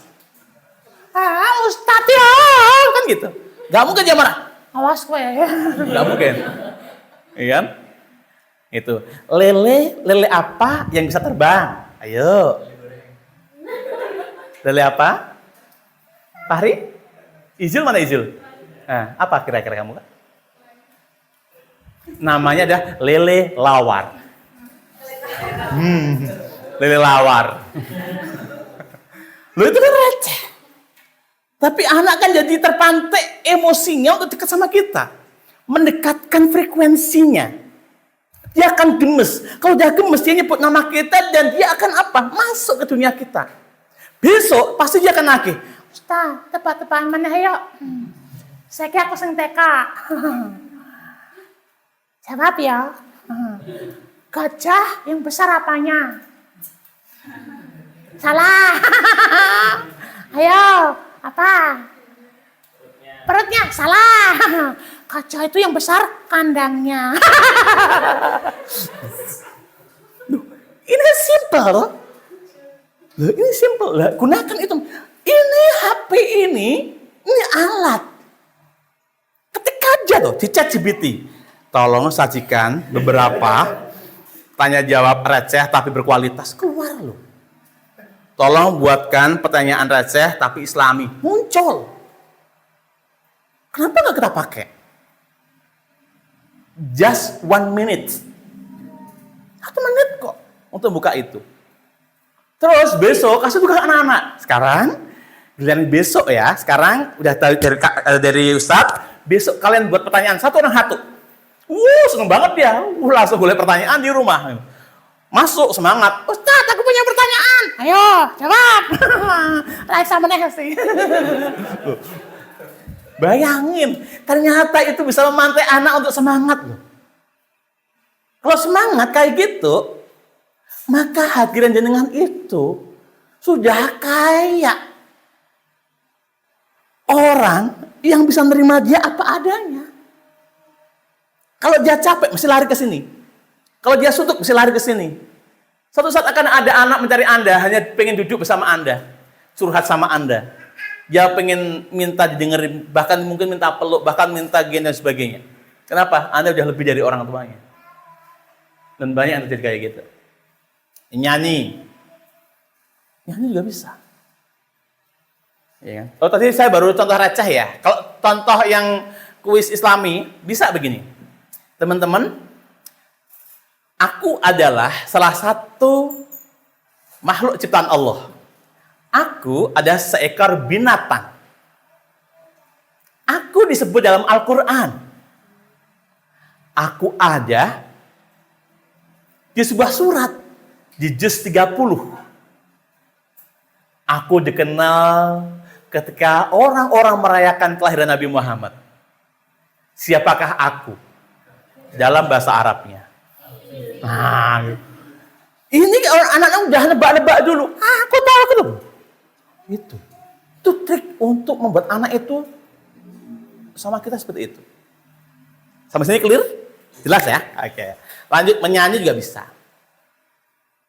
Menyanyi ini kalau bisa saran saya, lagunya lagu tanya jawab. Malah lebih hidup. Siapa pencipta langit? Siapa pencipta laut? Siapa pencipta bumi? Siapa yang buat bakmi? Lu itu anak udah mikir lo itu, bener lo itu.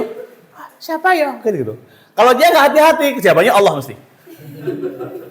Ya kan? Lu ini sebuah lagu hanya untuk membuat anak itu membedakan mana ciptaan manusia, buatan manusia, mana ciptaan Allah. Dan banyak lagi pertanyaan-pertanyaan yang lain. Sampai sini clear? Clear. Lanjut, cerita dongeng. Nah, ini teman-teman, kalau mendongeng, bercerita, berkisah di depan anak-anak, jangan pernah berpikir harus seperti pendongeng profesional. No. Just tell it, don't think it. Opo gue. Ya kan? Ngomong aja, nggak usah dipikir. Kok ditompo ya? Kok aku enggak ya? Nggak usah. Teman-teman, cerita itu kadang, mohon maaf nih, nggak harus selesai loh. Ketika cerita itu bentuknya interaktif. Teman-teman, hari ini Ustadz mau cerita tentang salah satu nabi yang berada di Al-Quran. Nabi ini adalah nabi terakhir. Siapa namanya? Nabi? Oke. Ada yang tahu nggak Nabi Muhammad itu nabi yang keberapa? Ayo. Keberapa? Dari 20, dari ketahuan ya. Dari yang wajib kita kenal keberapa kira-kira? Oh iya. Ragu-ragu karena beliau tahu ilmunya gitu. Padahal Nabi hanya 25 kan gitu ya. Gitu. Tahu nggak? Nabi Muhammad itu punya istri yang sangat perhatian. Siapa namanya? Iya. Itu kayak gitu aja udah tanya jawab selesai. Jadi nggak harus nggak perlu kayak gitu. Datar aja, tapi tanya jawab udah selesai. Dan itu asik loh teman-teman. Ya, apalagi kita seorang guru. Clear sampai sini? Kak Nasir nggak punya materi bi. Simple. ChatGPT. Iya. Tolong buatkan sejarah ringkas Nabi Muhammad. Tolong hanya masa kecil aja ya. Dengan kalimat yang enak, yang anak paham. Dan berikan contoh peristiwa fenomenalnya. Jangan lupa. Nah, itu dia merespon loh. Yang penting promptnya, perintahnya detail. Detail. Ini tempat curhat sekarang ini, ChatGPT itu. ChatGPT, aku capek. Tahu nggak sih? Dia akan bales. Aku tahu kamu capek Kak Nasir. Gitu ya. Saya pernah coba itu. Malam-malam coba cari, cobalah ikut-ikut tren gitu. Saya buka ChatGPT. Hai ChatGPT, apa kabar? Jawabannya keren, tahu nggak? Tumben tanya begitu. Keren ini. Karena dia udah akrab sama saya kan. Dia kadang manggil saya Kak, kadang dia manggil saya Pak, kadang dia manggil saya itu. Suatu ketika dia manggil saya Bang. Ini aneh ya saya pikir ya. Gitu. Jadi itu bisa teman-teman. Apalagi yang pro lebih bagus lagi sebenarnya. Tapi jangan sampai itu jadi sebuah kalau bahasa Jawanya itu jagaan apa ya? Bahasanya apa, Miss? Jadi kayak semacam ketergantungan. Jangan. Ya kan? Jadi misalkan dengan punya ide, misalkan bikin puisi aja kata set. Kalau Anda nggak puas, tolong rapiin tulisan saya. Buat seperti tulisan anak kecil. Bisa dia, tapi ide orisinal kan dari kita. Gitu. Saya gitu juga kalau dongeng dapat materi saya akan bikin naskah dulu, bikin sinopsis dulu, kemudian saya akan minta tolong bantu ChatGPT, tolong bantu saya merapikan untuk bahasa anak PAUD. Baru dibuat. Kalau kita manfaatin teman-teman. Ini membantu banget. Tapi jangan sampai di tempat curhat ya. Ya. Nanti ketagihan gitu ya. Akhirnya apa? Nanti kita nggak bisa tidur ya. Oke, lanjut. Clear ya ini ya. Lanjut permainan singkat. Permainan singkat ini saya akan kupas ke sini satu-satu. Teman-teman saya masuk ke sini.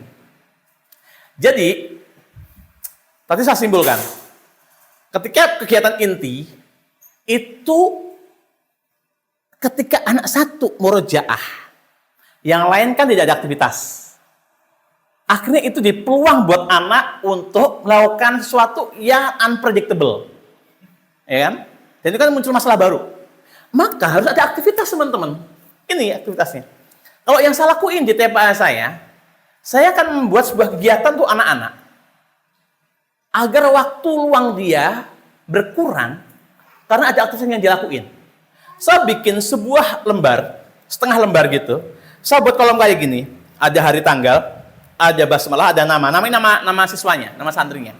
Ini ada penugasannya di sini. Ini ada doa. Kita membiasakan mereka anak bermunajat setiap hari. Ini ada nilai. Saya ambil contoh begini teman-teman semuanya.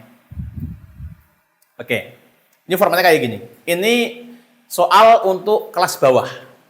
Kelas bawah itu usia kelas 2 ke bawah. Kelas 2 SD ke bawah berarti kelas berapa? 8 tahun ke bawah. Coba adik-adik terus kembali dengan benar ya. Anak kelas 2 SD ke bawah diminta nulis kayak gini. Gampang atau susah? Susah. Dia butuh waktu untuk ngejain ini. Masih kepiye muter-muter ki lho angel. Gitu. Tujuan kita membuat dia itu ada waktu untuk melakukan sesuatu yang manfaat. Coba kita baca bareng-bareng ya. 1, 2, 3. Jika kamu tidak menyibukkan diri dengan berbuat baik, maka kamu akan disibukkan dengan berbuat buruk. Kalimat siapa? Ada yang tahu nggak?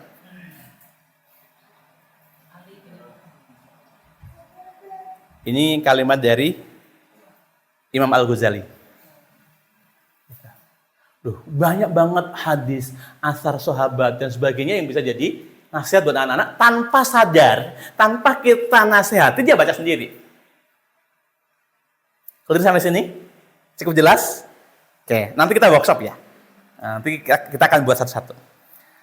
Untuk kelas atasnya, biasanya saya pakai ini untuk kelas 3-4, contoh aja.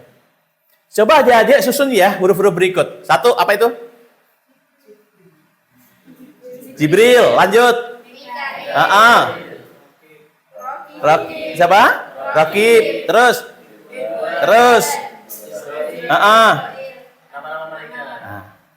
Anak kelas 3-4 dia pakai mikir ya. Bahkan dia perlu diskusi. Kalau dia bawa HP, dia akan buka ChatGPT. Kalau dia bawa HP. Ini menyita waktu, teman. Ini bisa Anda kembangin. Nama sahabat, nama nabi, ya kan? Mungkin nama sahabiah, nama surat, banyak banget. Sampai ini cukup jelas? Oke. Naik lagi, agak susah sekarang. Kelas 5-6. Sekarang silahkan cepat-cepatan menjawab. Ditulis di buku, yang selesai angkat tangan. Waktunya 1 menit. Ya, saya pengen tahu siapa yang... Ini pura-puranya anak-anak kelas 5, 6 SD ya. Ayo. Silakan baca perintahnya baik-baik. Yang udah selesai angkat tangan. Saya pengen tahu siapa yang selesai duluan. Coba adik-adik kalian terjemahkan sandi angka di bawah ini.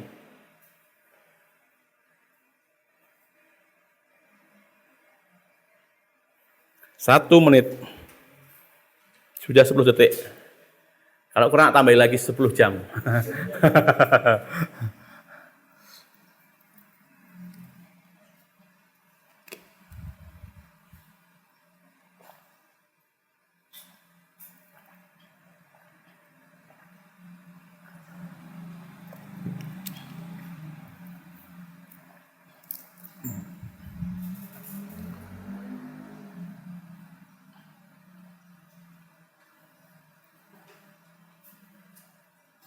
Yang udah selesai boleh angkat tangan.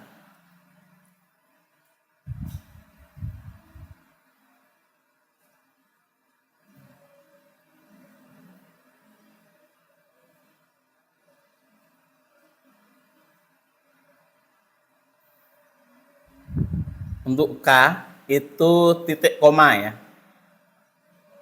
K itu titik koma. Belum saya tambahkan itu. K itu titik koma. Oke, jadi 1. Coba baca, yuk. Belum lengkap. Ya. Belum lengkap. Ya.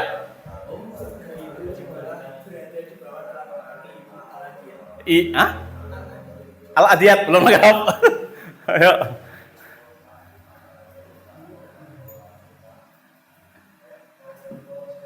Ayo.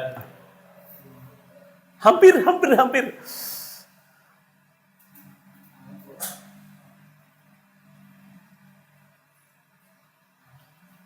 Abaikan kurungnya ya. Tapi dibaca juga. Oke? Ya, belakang. Iya betul, tepuk tangan. Loh, ini butuh waktu kan? Butuh waktu, kita aja mikir loh, apalagi anak-anak. Maka mereka nggak akan tersita waktunya untuk ribut, berantem, jajan dan sebagainya. Karena ada do something, ya sesuatu yang dia lakuin. Itu voting tadi. Hah? Pembelajaran voting. Kekinian kan? Kekinian gitu loh. Clear sampai sini? Oke, 1 lagi. Oke, kalau ini yang bisa dapat hadiah dari saya. Silahkan.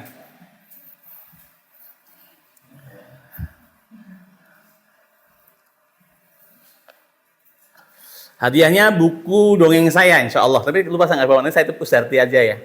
Oke.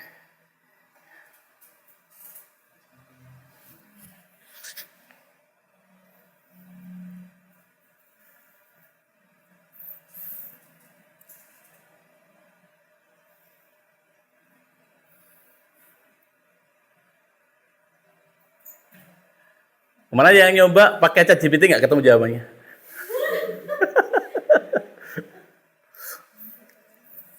Kalau nyerah hadiahnya nggak jadi.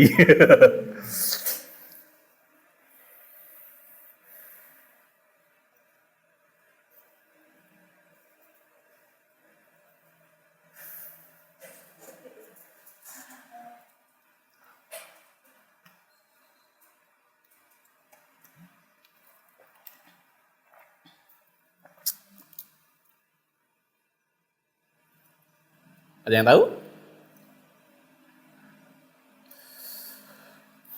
Udah 1 jam? Nyerah aja ya? Oke, baik. Kalau nyerah hadiahnya nggak jadi loh ya. Oke, baik. Saya kasih kata kuncinya. Clue-nya. Abaikan huruf atau tanda baca yang berurutan ganjil. Abaikan huruf atau tanda baca yang huruf berurutan genap yang diabaikan. Jadi yang dibaca adalah huruf atau tanda baca yang berurutan ganjil.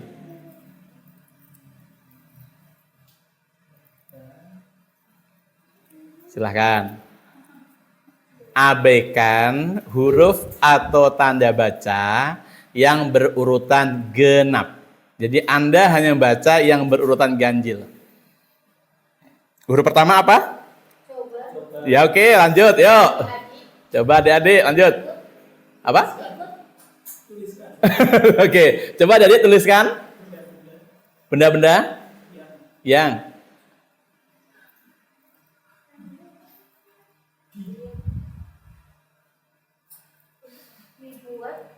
dibuat oleh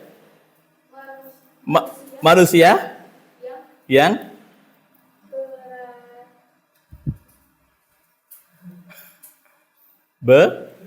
berada, oke, di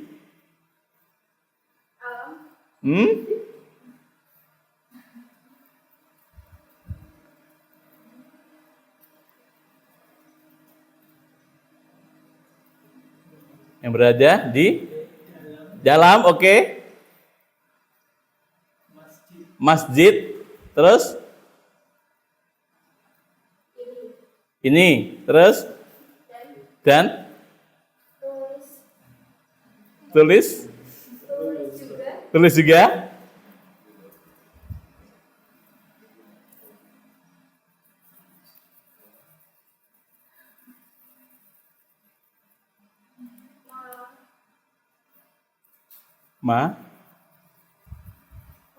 Makhluk, oke, makhluk. Makhluk ciptaan Allah, oke. Di luar masjid, lanjut. Ini ya. Sebanyak-banyaknya. Ya. Ini baru perintahnya loh ini.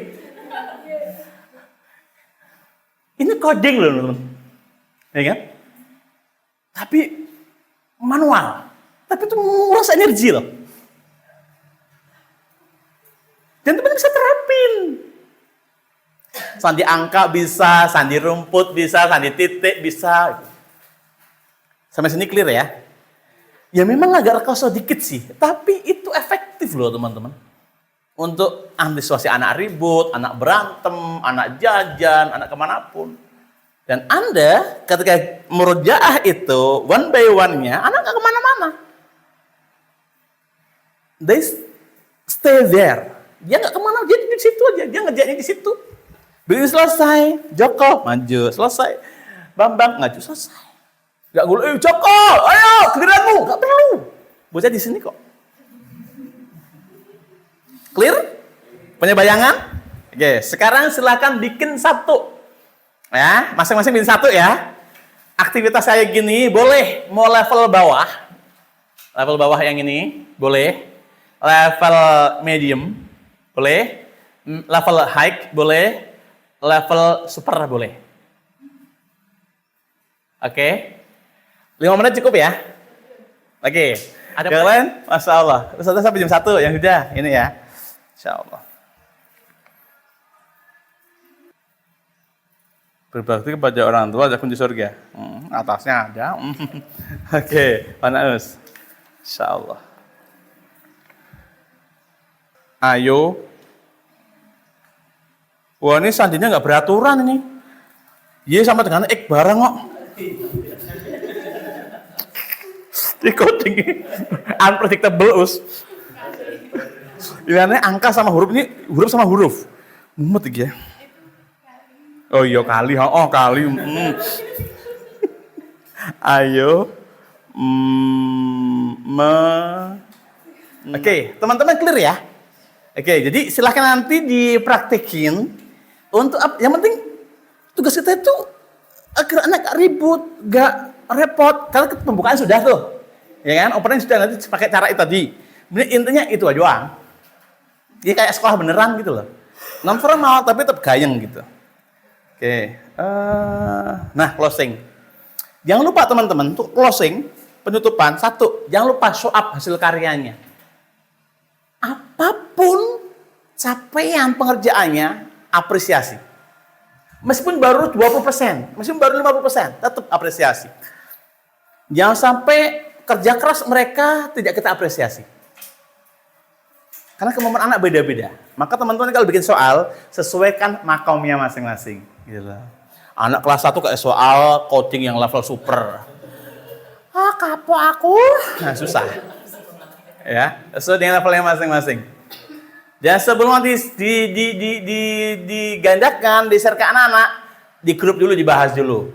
Dibahas dulu, di feedback. Minta feedback temannya dulu. Ya kan? Minta validasi temannya. Soalnya udah bener belum?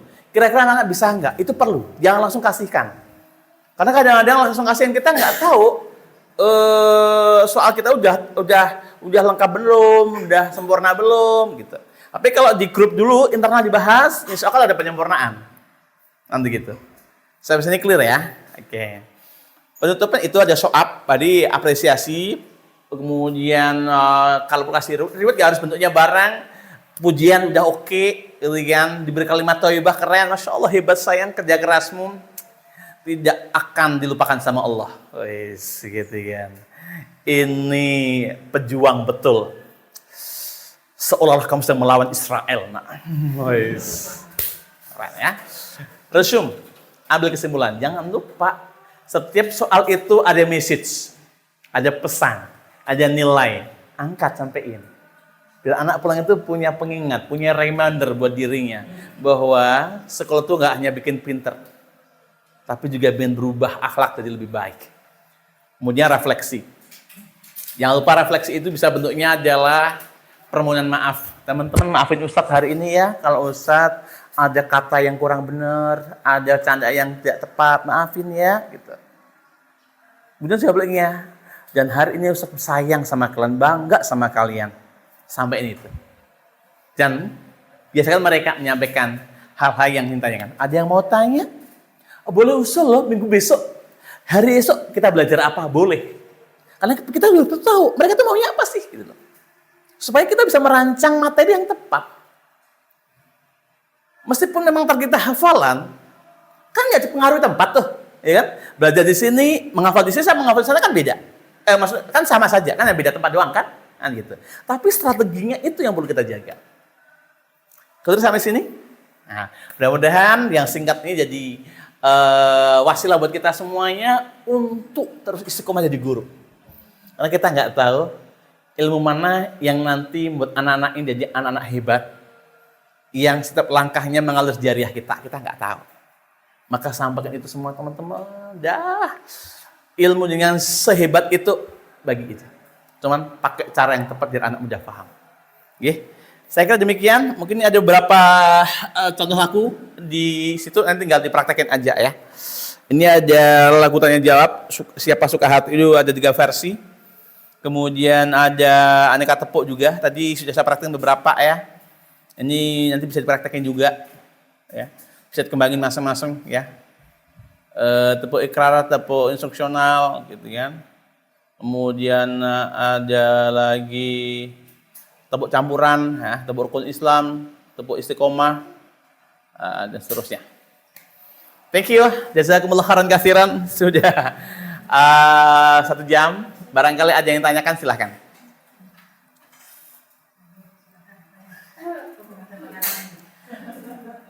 Nomor WA saya catat aja, nanti ada di CV ya. Nanti catat aja, barangkali suatu saat dengan mau sharing dengan saya silakan. Kapanpun, insya Allah saya jawab. Ya.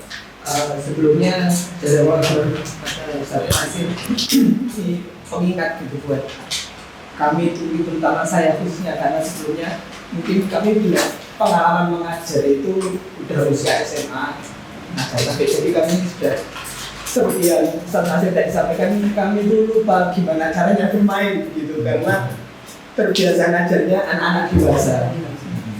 Di kemarin-kemarin kami tuh kayak, wah ini kalau rame target hafalannya tidak tercapai, begitu pikirannya. Jadi kami lupa untuk melunak dan bagaimana bermain gitu. Nah, kalau yang mau saya tanyakan di kasus halakoh saya ini kebetulan usianya mix gitu, ada yang TK, terus yang SD juga ada. Nah, yang jadi masalah ketika saya memberikan tugas di workshop ya, worksheet ini tadi yang dikerjakan anak-anak itu sebagian ada yang mampu mengerjakan, ada sebagian yang tidak mampu mengerjakan gitu. Nah, itu apakah tetap saya kasih, maksudnya yang jadi pertanyaan saya, worksheet itu satu halaman itu baiknya seragam, karena kan nanti di penutupan itu kan ada refleksi dan lain sebagainya macamnya, atau enggak saya berikan sesuai kemampuan mereka masing-masing, karena di halaman saya mixnya itu terlalu mix, ada yang udah bisa baca, ada yang belum bisa baca, terus ada yang udah bisa menulis, ada yang belum bisa menulis begitu. Jadi untuk mengasihkan satu tugas yang semua bisa itu nanti ketika saya nyetel levelnya ke yang bawah, yang atas itu Kang iya, kayak gini dikerjain begitu. Nah, itu yang saya tanya. Baik. Jazakumullah Ustaz Fahri, Masya Allah pertanyaannya applied banget ya. Karena terjadi. Itulah kelebihan guru TPA ya. Guru TPA itu memang ngajarnya anaknya tidak seragam, tidak homogen, heterogen. Tidak hanya usia, mungkin di latar belakang sosial ekonomi gitu kan. Kemudian latar belakang sekolahnya bisa beda-beda. Sama-sama kelas 4, satu sekolah negeri, satunya sekolah Islam, beda. Kan gitu. Jadi itu akan jadi sebuah pertimbangan kita menyusun worksheet-nya. Kita menyusun kegiatan penenangnya. Jika memang kondisi kelas kita mix, heterogen gitu, dinamis gitu. Jika memang kita itu mau repot, ya memang sebaiknya diberikan sesuai kemampuan masing-masing anak. Gitu. Tapi jika memang kita kesulitan dengan kondisi yang sangat beragam, berarti ke satu-satu dong. Gitu. Dan itu takes time, dan itu menguras energi.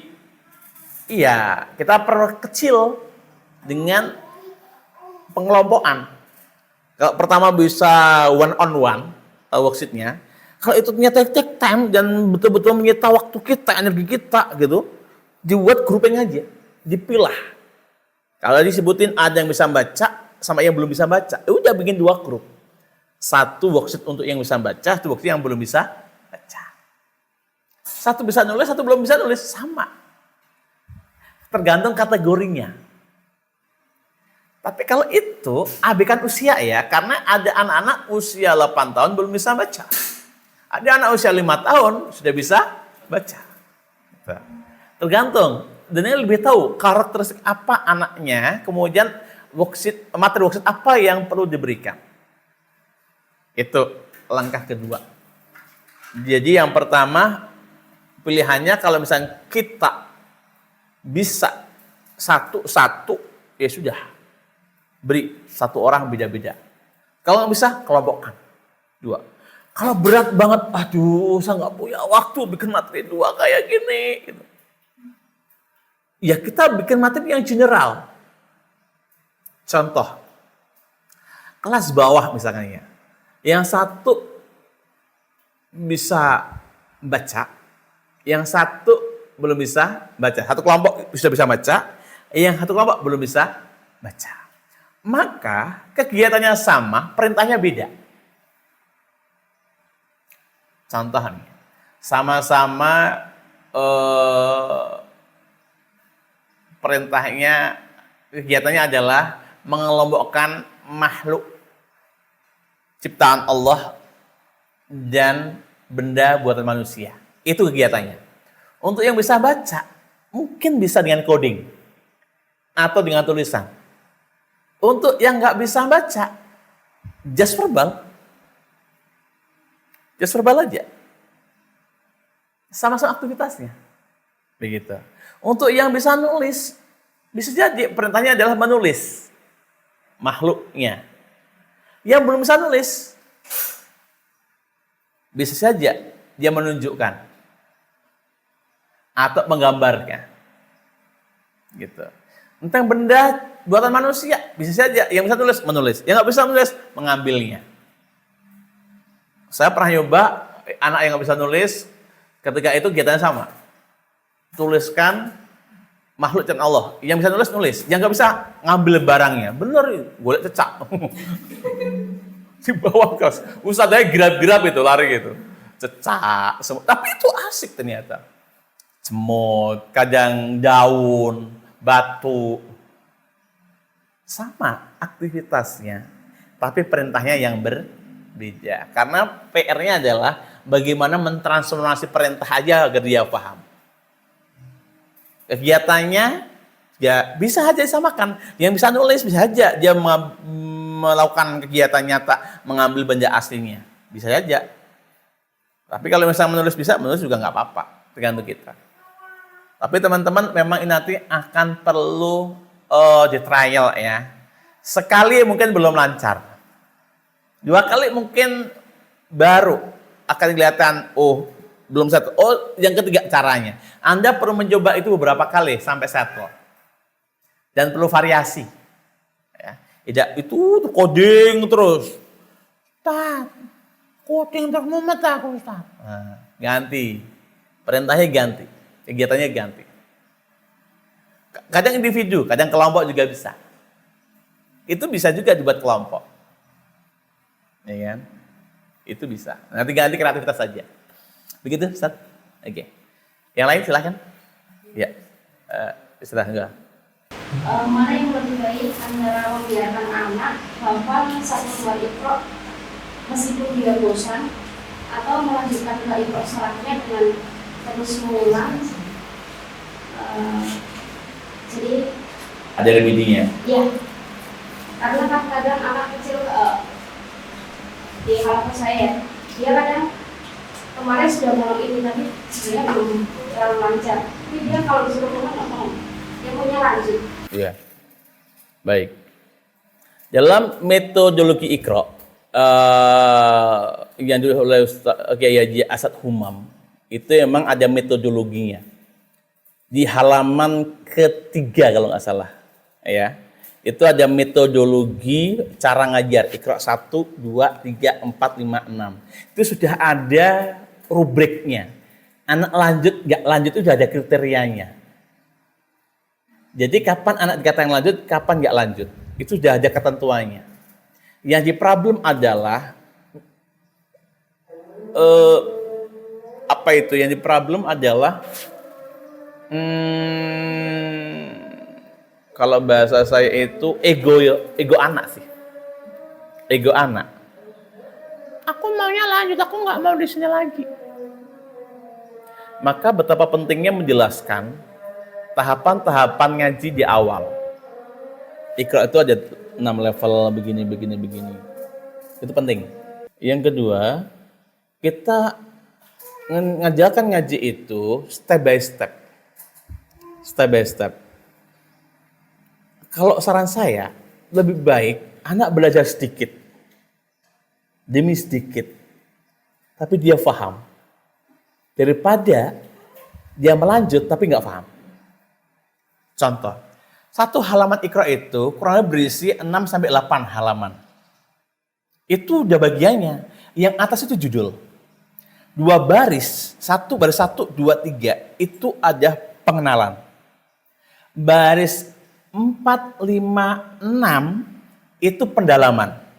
Baris 7 atau 8 itu ujiannya. Jika anak mentok di judul, jangan ke bawah dulu. Sayang, hari ini Ustazah mau mengajarkan halaman baru buat kalian. Ini namanya to. To. Angel. To. To. Bagus. Mana yang to? Pastikan. Dia paham, oh ini to. Ini to. Bagus. Coba bawahnya ya. Ini apa tadi? Tali. Coba lihat yang atas tadi. Ini kita itu kalau sama anak harus face to face. Dia melihat wajah kita karena ini petunjuk. Ya kan ikut-ikutan mesti, ikut-ikutan. Kalau itu belum ketemu, pakai coding. Depannya T. Terus O. To. Coding dipakai di situ. Tinggal langsung diajari. To. Nah. Kalau dia di judul aja jauh-jauh stop, jangan lanjut.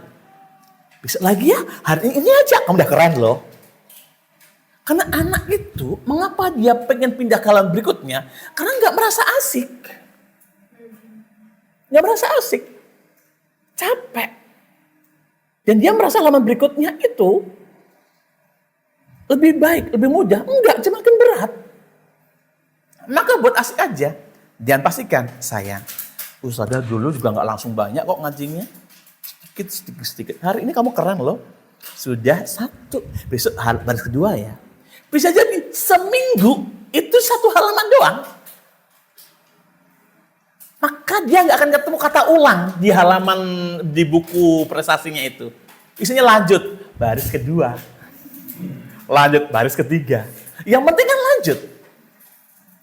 Tapi dari situ dia akan merasa terapresiasi. Dan itu membuat dia semakin paham. Saya punya murid Down syndrome. Bayangin, Down syndrome itu secara mentality, kognitif berat. Tapi dia bisa ngaji loh. Percaya. Semua judek. Ngajari. Ro.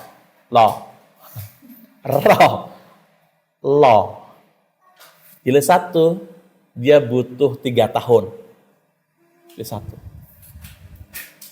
Jilid 2, dia butuh 3 tahun. Bayangin, dia Al-Quran setelah dia kuliah. SMA. Kami nggak nyangka dia bisa.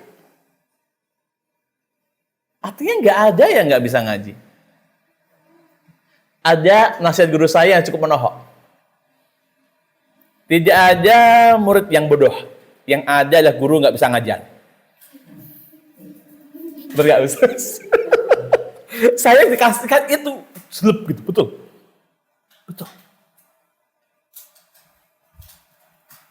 Itu kan Masya Allah. Maka kuncinya adalah kita cari pintu terbaiknya anak dalam hal belajar. Maka masuklah melalui itu. Anak pintar apa sih? Masuk melalui situ. Anak bisa apa? Masuk melalui situ.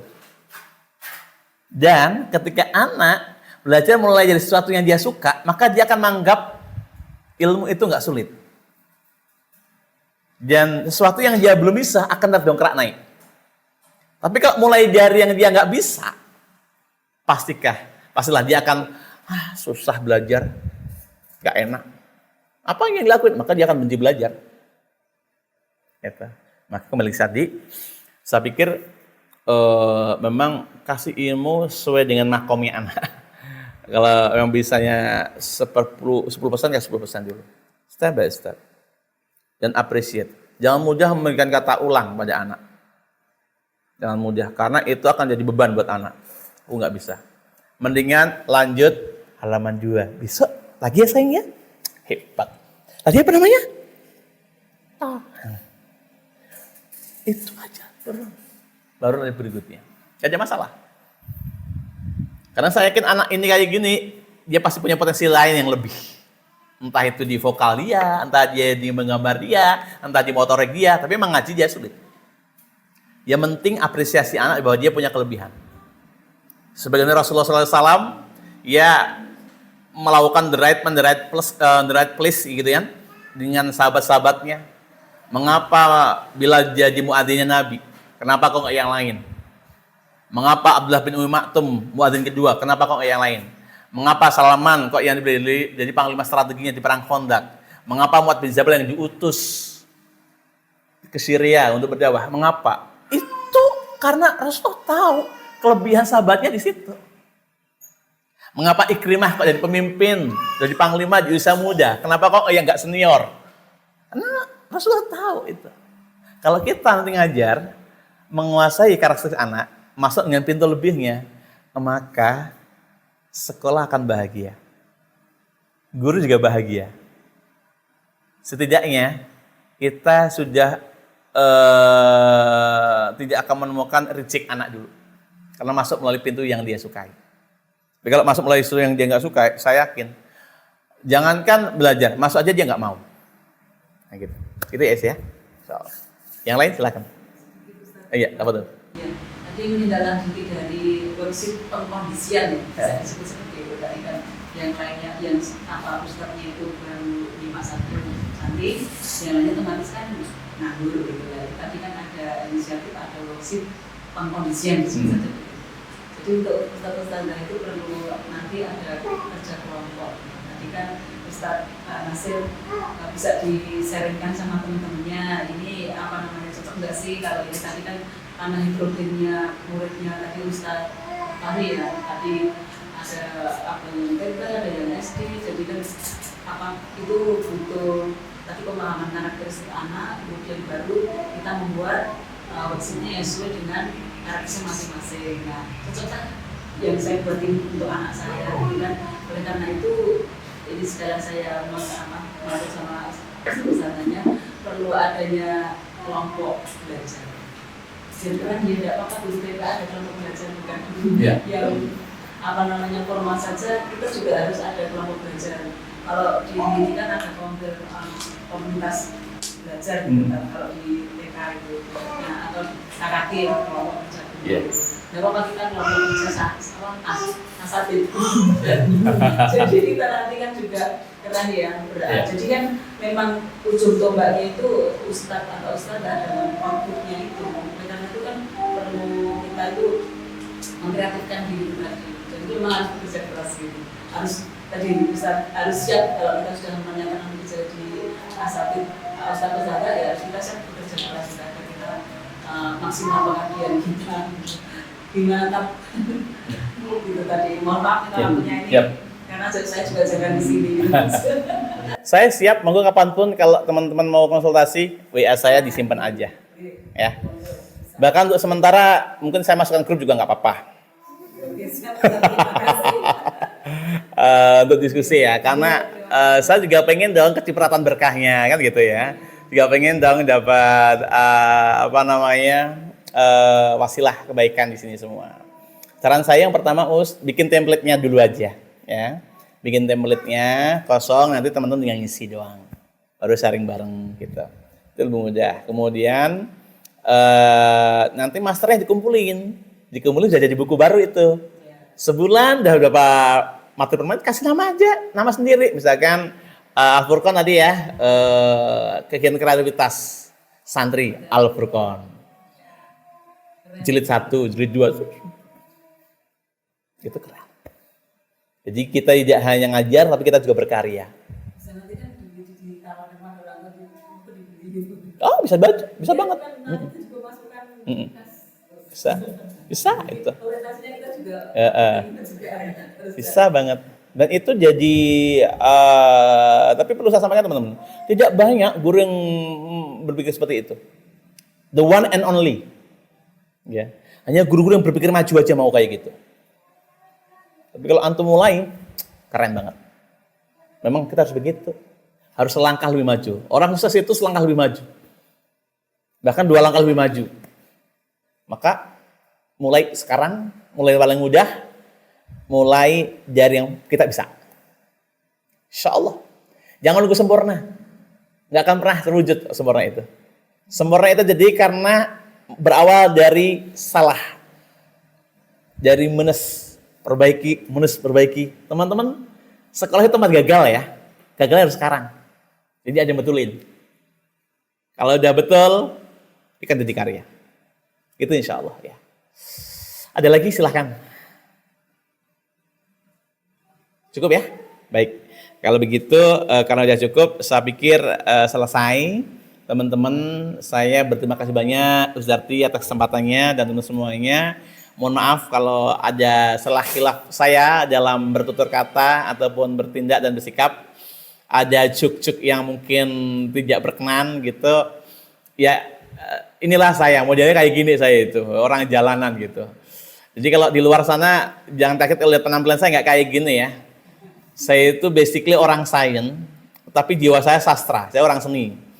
Jadi kalau nanti di suatu saat lihat saya penampilannya kayak ya bukan seorang ustadz, ya memang saya bukan ustadz kan gitu. Hanya karena ketemu para penghafal Quran saya nggak berani penampilan kayak gitu kan gitu.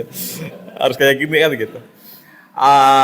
Jazakumullah, mudah-mudahan Allah berkahi kita semuanya, dan mohon satu lagi, tolong doain saya ya, doain saya minta doa dari panjenengan, mudah-mudahan Allah jaga saya ya, saya diistiqomahkan di dunia kayak gini, karena ya Ustaz tahu sendiri ya, public figure itu godaannya banyak banget kan gitu. Jadi mohon saya doain teman-teman, mudah-mudahan Allah jaga saya, lindungi saya, sehingga apa yang saya lakukan ini benar-benar